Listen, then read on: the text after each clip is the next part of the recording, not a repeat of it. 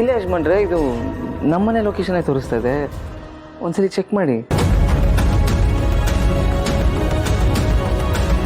ನಿಮ್ಮನೆ ಲೊಕೇಶನ್ ತೋರಿಸ್ತಾ ಇದೆಯಾ? ಹಾಗಿದ್ರೆ ಸರಿಯಾಗೇ ಇದೆ, ನನ್ನ ನಿರ್ಧಾರನೂ ಸರಿಯಾಗಿದೆ. ಯಾಕೆಂದ್ರೆ ನಾವು ಹೋಗ್ಬೇಕಾಗಿರೋದು, ಗಂಡನ್ ನೋಡ್ಬೇಕಾಗಿರೋದು ಇದೇ ಮನೆಯಲ್ಲಿ.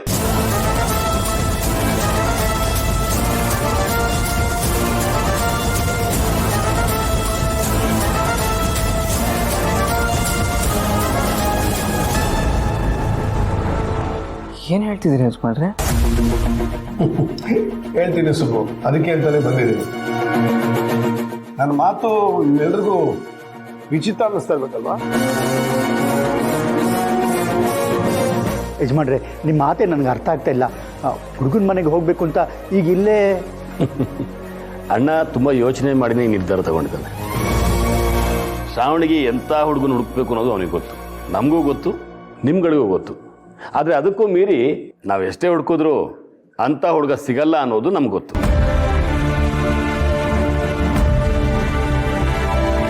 ಕೈಯಲ್ಲಿ ಅಮೃತ ಇಟ್ಕೊಂಡು ಸಮುದ್ರ ನೋಡಿ ಬಾಯಾರಿಕೆ ಅಂದ್ರಂತೆ, ಹಾಗಾಯ್ತು. ಸಮುದ್ರದಲ್ಲಿ ಎಷ್ಟೇ ನೀರಿದ್ರೂ ಒಂದು ಹನಿ ಅಮೃತಕ್ಕೂ ಅದು ಸಮ ಅಲ್ಲ. ಹಾಗೆ ನಮ್ಮ ಸುಬ್ಬು ಗುಣ ಅಮೃತ.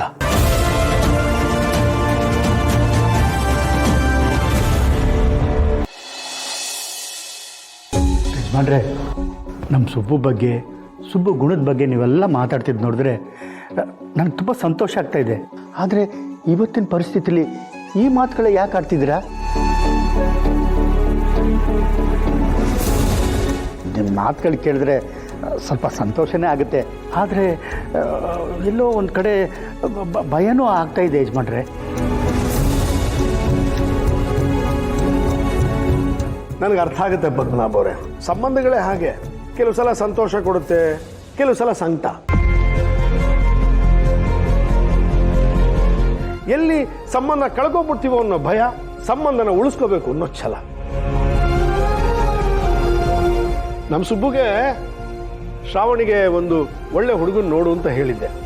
ನನಗೆ ಹುಡುಗನಲ್ಲಿ ಎಂತೆಂಥ ಗುಣ ಇರಬೇಕು ಅಂತಲೂ ಅವ್ನಿಗೆ ಹೇಳಿದ್ದೆ.